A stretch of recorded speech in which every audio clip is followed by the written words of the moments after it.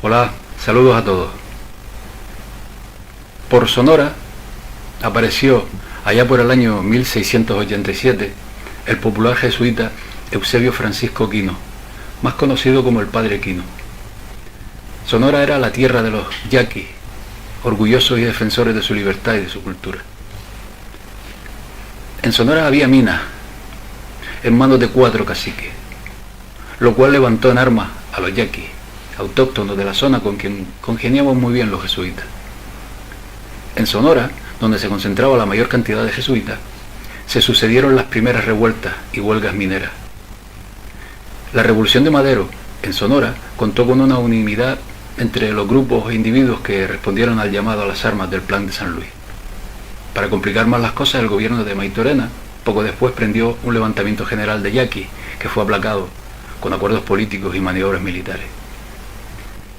Casualmente, del segundo estado más grande del país, pero de los menos poblados por entonces, apenas 300.000 habitantes, de las escuelas y seminarios jesuitas surgieron 3 generales de la Revolución de 1910 y 4 presidentes de la República de 1920 a 1930: Adolfo de la Huerta, Álvaro Obregón, Plutarco Elías Calles y Abelardo Rodríguez.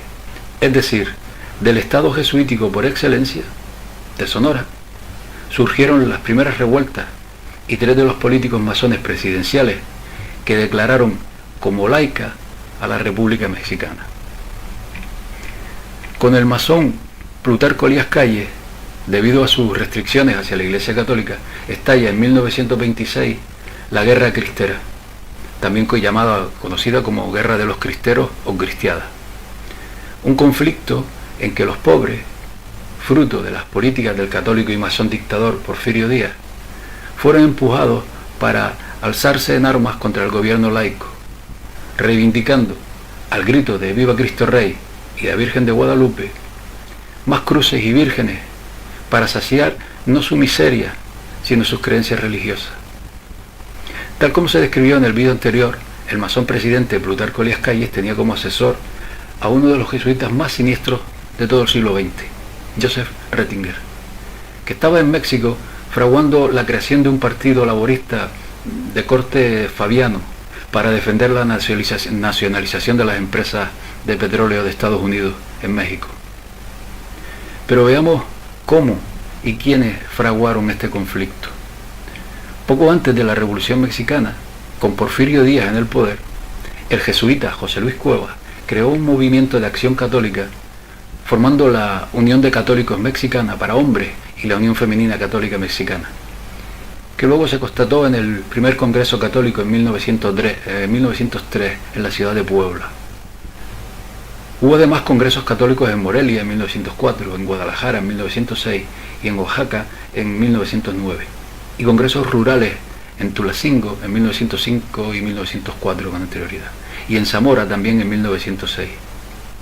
Entre los dirigentes de estos congresos estaban, además del padre Cuevas, el abogado Miguel Palomar, el laico José Refugio Galindo, el cura josefino José María Troncoso, el obispo de Tulancingo, José Mora y del Río, quien posteriormente fue arzobispo de México, y el jesuita francés Bernardo Berguen. Este último, el jesuita Bernardo Berguen, fundó en 1913 la Asociación Católica de la Juventud Mexicana, la ACJM, con el fin de restaurar el orden social cristiano y organizar a los jóvenes católicos del país.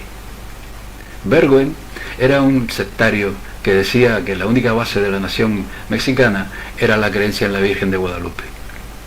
Además de Berguen, otro dirigente importante dentro de la iglesia fue el también sacerdote jesuita Alfredo Méndez Medina, de los cuales se fue fraguando a la par un movimiento o ideario político de corte fascista que se denominó sinarquismo, de nefasta influencia en las próximas décadas en la República Mexicana.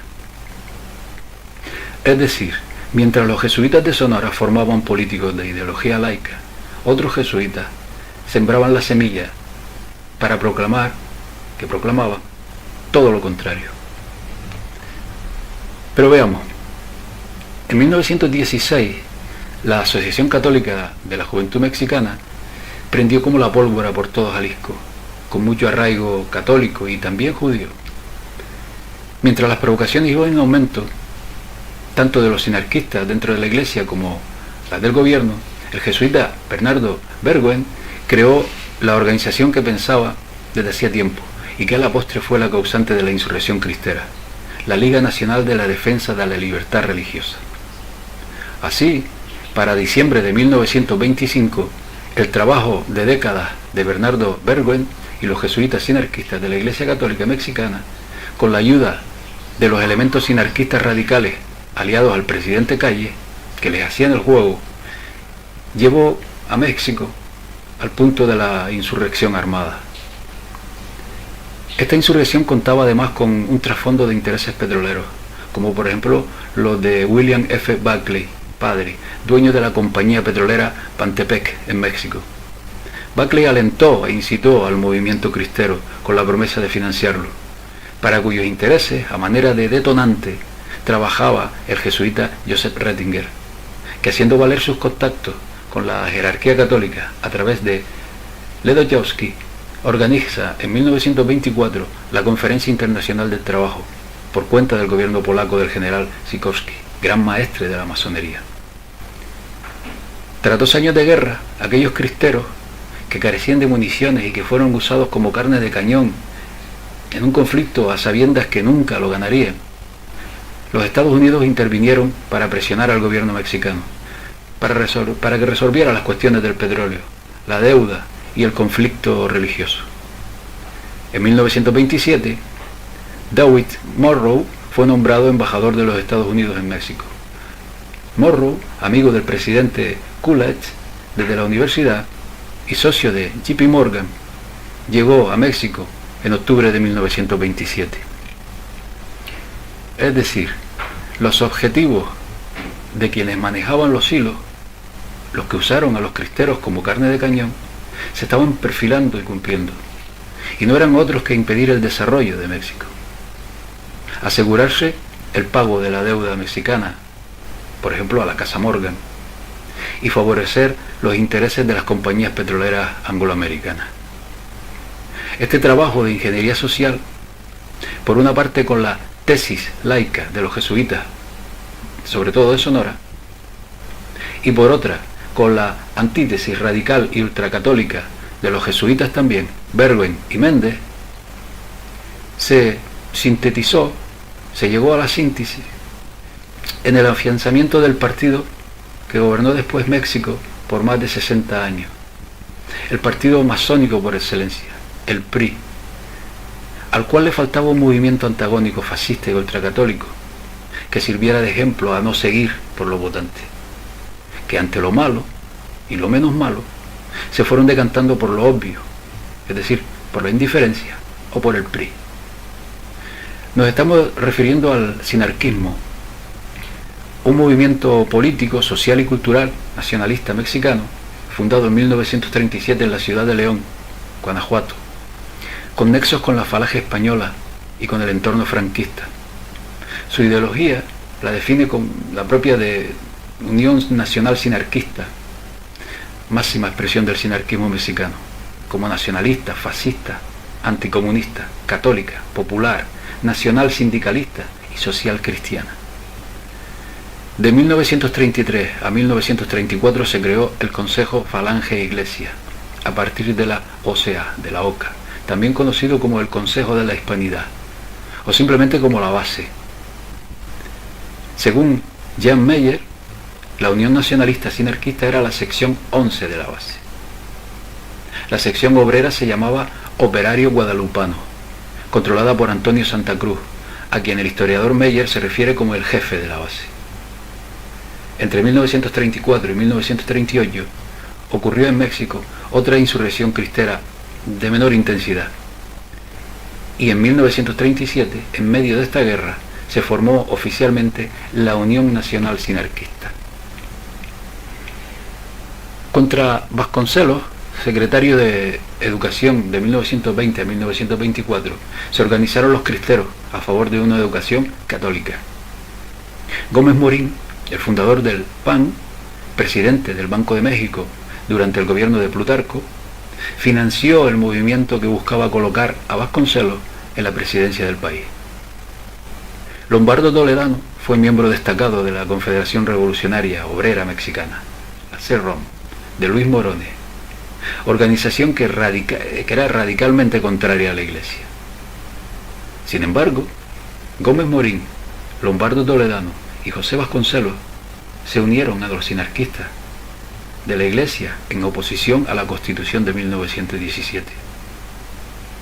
Según un documento confidencial elaborado el 31 de octubre de 1941 por el agregado naval adjunto de los Estados Unidos en la capital mexicana, Harold Brahman, Vasconcelos era uno de los subjefes de la Unión Sinarquista Nacional. Él y Gómez Morín eran miembros del Consejo Falange Iglesia, también conocido como el Consejo de la Hispanidad o simplemente la Base, que controlaba a la Unión Nacional Sinarquista. René Capistrán, el comandante supremo de la Liga Nacional de Estudiantes Católicos y de los Cristeros, fue miembro del Comité Central de la misma Unión Sinarquista.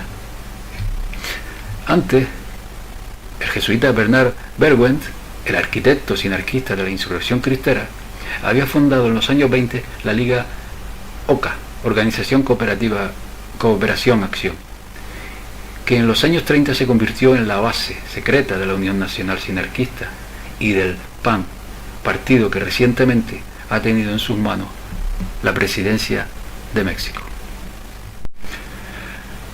El último día de su mandato, Calles formalizó el Partido Nacional Revolucionario, el PNR, dando inicio al Maximato, donde Calles permanecía a la sombra de presidentes como el interino y masón Emilio Portes Gil, que puso fin a la cristiada tras acuerdos con el clero, y a la sombra de los masones Pascual Ortiz Rubio y Abelardo Rodríguez.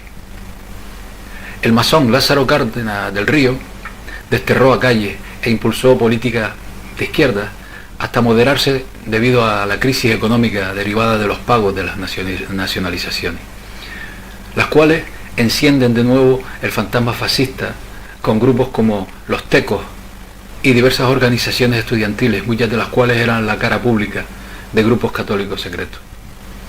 Su sucesor, Manuel Ávila Camacho, frenó estas políticas y concilió con la naciente clase burguesa industrial, estableciendo vínculos con sectores empresariales y católicos, apaciguando conflictos con prebendas, negociaciones y con represión, que continuaron hasta los años 50, cuando otra oleada de movilizaciones impactó a nuevas generaciones de católicos.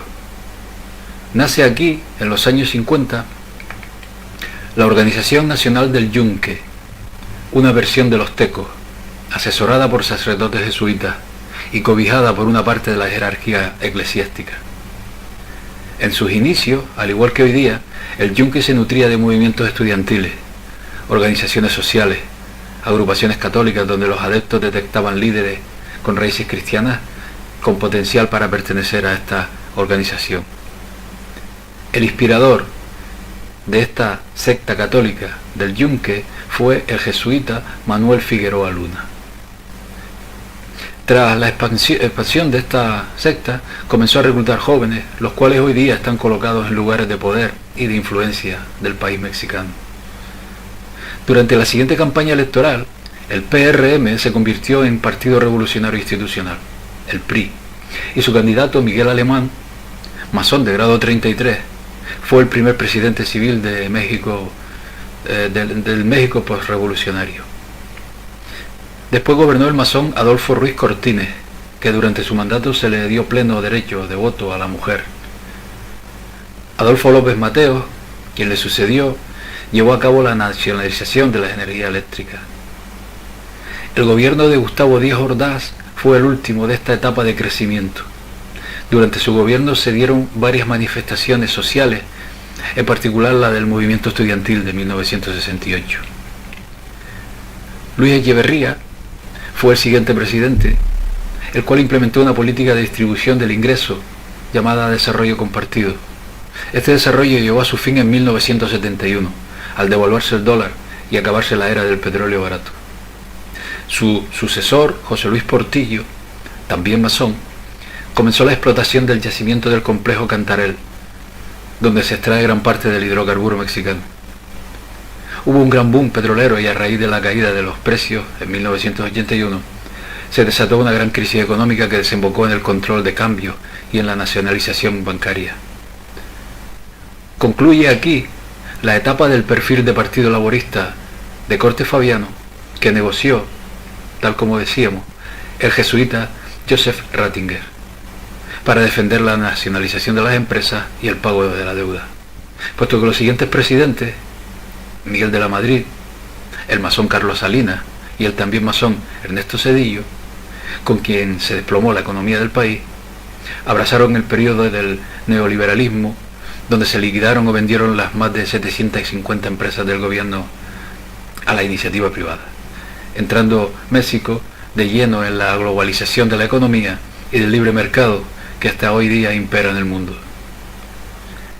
En enero de 1994, al entrar en vigor el Tratado de Libre Comercio de América del Norte, apareció en escena el Ejército Zapatista de Liberación Nacional, que decía buscar, mediante armas primero y después con diálogo, desarrollar a los olvidados y pobres pueblos indígenas, habituales blancos de violaciones, torturas y asesinatos por parte de militares y paramilitares.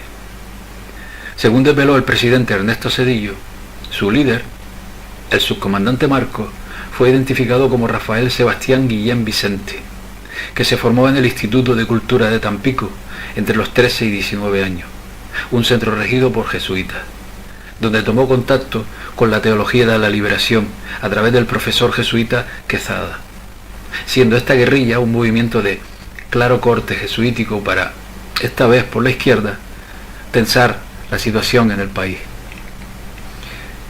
El narcotráfico y los cárteles de la droga en México se han convertido en un gravísimo problema, hasta tal punto que las autoridades han requerido el uso del ejército para hacer frente a estas asociaciones criminales que siembran el país de sangre y violencia.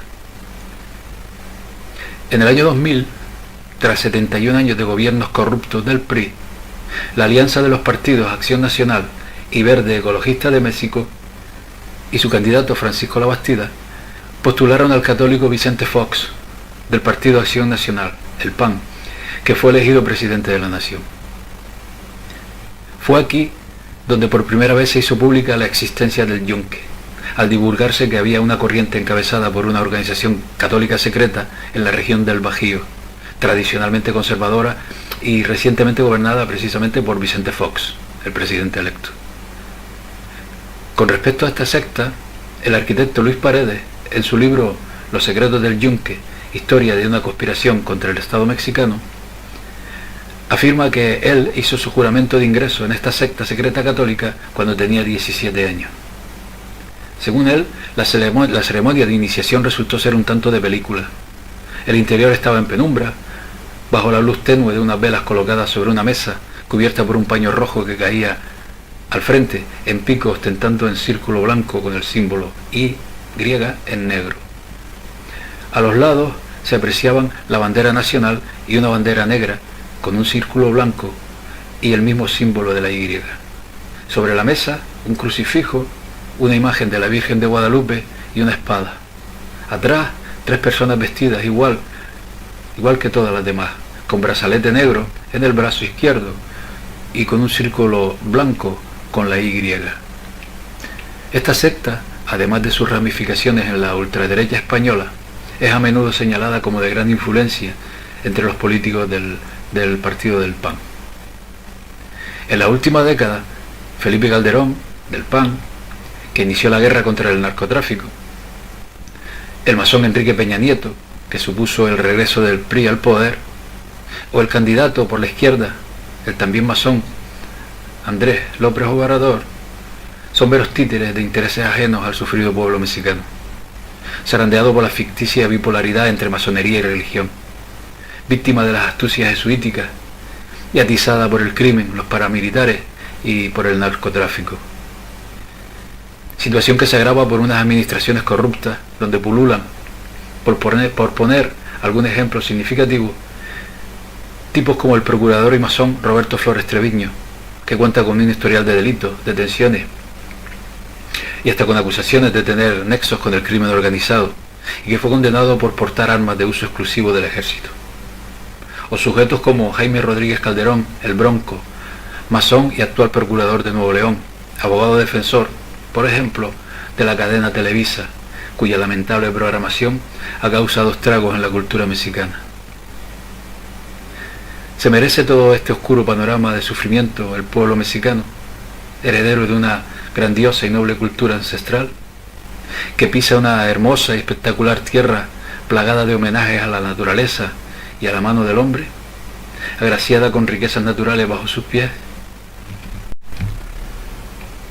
México, desde la época del virreinato, ha sido el terreno de lucha donde se ha batido el compás y el crucifijo, el uno desde Londres, pasando por Washington, y el otro desde Roma. Pero hoy, en el siglo XXI, el compás ya es dueño del crucifijo. Sin embargo, ante el mundo, muestran un enfrentamiento ficticio. Mientras el pueblo mexicano siga apostando por uno o por otro, jamás saldrá del lodo. Organizarse por barrios, por pueblos, por ciudades y sobre todo dentro, en el interior consciente de cada persona, es el camino. Mucha suerte, amigos mexicanos. Hasta pronto. Un saludo.